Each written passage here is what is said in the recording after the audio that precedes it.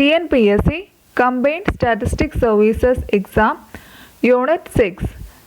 Today we are discussing about ANOVA and factorial experiments. ANOVA. ANOVA is a powerful statistical tool for testing of significance. The basic purpose of analysis of variance or ANOVA is to test the homogeneity of several means.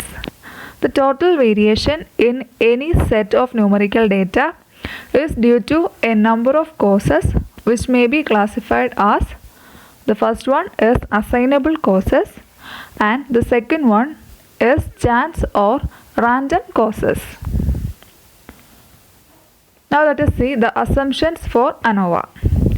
ANOVA test is based on the test statistic F, that is variance ratio.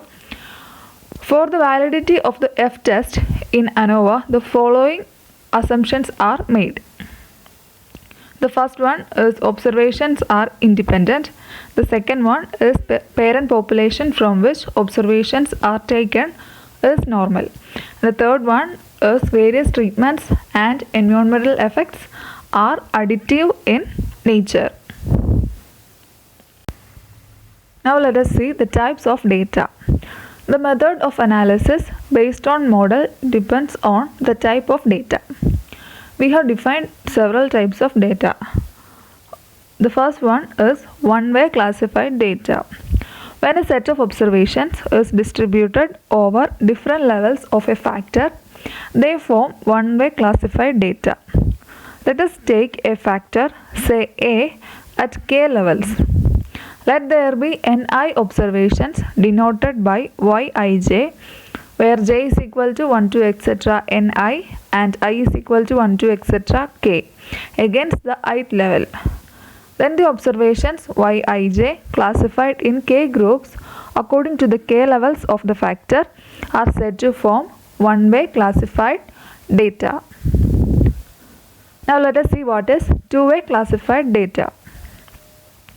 If we take factors simultaneously, say A and B at number of levels k and h respectively, or suppose n observations are classified into k categories, say A1, A2, etc. ak according to some criterion A, and h categories, say B1, B2, etc. bh according to some other criterion B, both having kh combinations, that is ai, bj, where I ranges from 1 to k and j ranges from 1 to h. This scheme of classification of two factors is called two-way classification, and its analysis is called two-way analysis of variance. Now let us discuss some basic designs. The first one is completely randomized design or CRD. The simplest design using only two essential principles of field experimentation, namely randomization and replication, is the completely randomized design. In this design, the whole experimental material, supposed to be homogeneous, is divided into a number of experimental units depending on the number of treatments and the number of replication for each treatment. The treatments are then allotted randomly to the units in the entire material. This design is useful for laboratory and greenhouse experiment, whereas its use in field experiments is limited. Missing information of available plot or unequal replication do not create any difficulty in the analysis of this experiment. And the second one is randomized block design or RBD. In CRD, there is no local control measure expecting that the experimental units should be homogeneous. When experiments require a large number of experimental units, CRD cannot ensure precision of the estimates of treatment effects. An improvement of CRD can be obtained by providing error control measures. The resulting design is called randomized block design.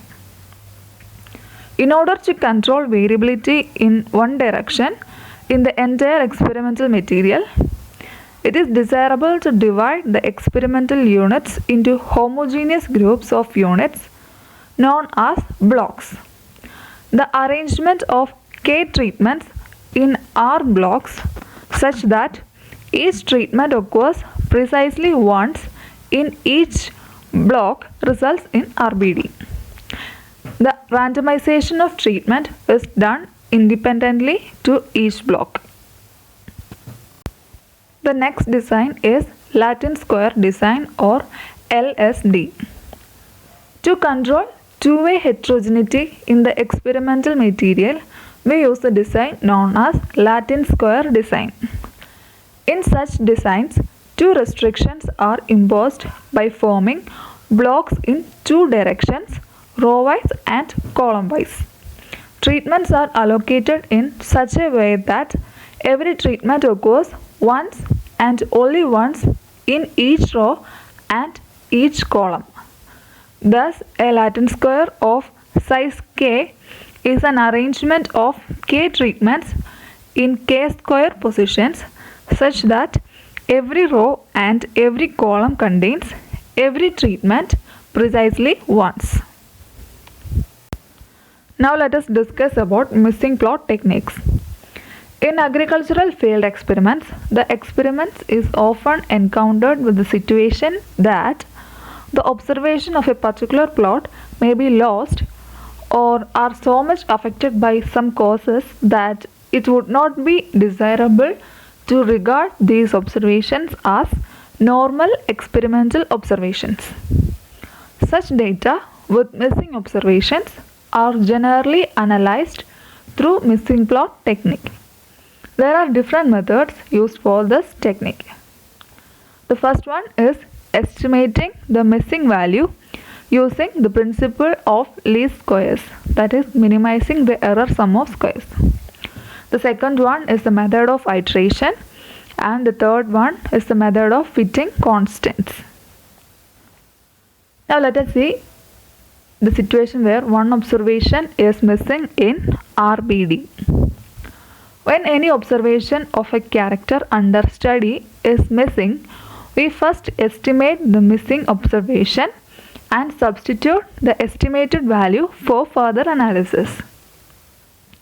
The method consists of selecting a value x for the unknown missing value such that the error variance is kept at minimum. Consider a simple RBD with one observation missing. Let x be the value of the missing observation, r be the number of blocks or replications, and k be the number of treatments, and bj dash the total of the available observations in the jth block where j varies from 1 to r, and ti dash is the total of the available observations in the ith treatment where I varies from 1 to k, and g dash is the grand total of all available observations. Then x hat is k ti dash plus r bj dash minus g dash divided by k minus 1 into r minus 1. The analysis is carried out as usual after substituting the estimated value of the missing observation with the following changes. For each missing value, 1 degrees of freedom is subtracted from the total degrees of freedom and consecutively from the error degrees of freedom. And the next change is adjusting the value of treatment sum of squares by subtracting the quantity bj dash plus kti dash minus g dash the whole square divided by k into k minus 1 into r minus 1 square. Now let us discuss about factorial experiments. A factorial experiment involves simultaneously more than one factor, each at 2 or more levels.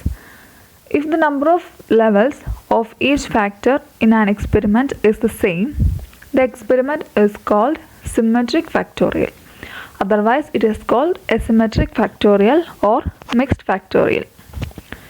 In industrial applications, we know that several factors may affect the characteristics in which we are interested, and we wish to estimate the effects of each of the factors and how the effect of one factor varies over the level of the other factors.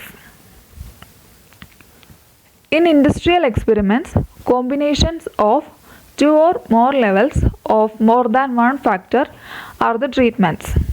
For example, with two factors, one being the nitrogen fertilizer at 3 levels denoted by N0, N1 and N2, and irrigation at 2 levels I0 and I1 in an agricultural experiment, we can form 6 combinations taking one level from each factor. They are N0 I0, N0 I1, N1 I0, N1 I1, N2 I0, N2 I1. Such combinations form treatments in the factorial experiment. Factorial experiment with factors at 2 levels or 2 raised to n factorial experiments. Consider the design of the form 2 raised to n in which there are n factors each at 2 levels. The levels of the factor may be its presence and absence, or a high and a low dose, or even the two modes of application of a technique. 2-square factorial experiment. Here we have two factors in each at 2 levels, so that there are 4 treatment combinations in all. Following the notations due to aids, let the capital letters A and B indicate the names of the factors under study, and the small letters A and B denote one of the 2 levels of each of the corresponding factors, and this will be called the second level. The 4 treatment combinations can be enumerated as follows. A0, B0 or 1. Here the factors A and B are both at first level. A1, B0 or A. Here A is at the second level and B at the first level. A0, B1 or B. Here A is at first level and B at second level. A1, B1 or AB. Here both A and B are at second level. These 4 treatment combinations can be compared by laying out the experiment in either in RBD with R replicates or in a 4x4 LSD, and ANOVA can be carried out accordingly.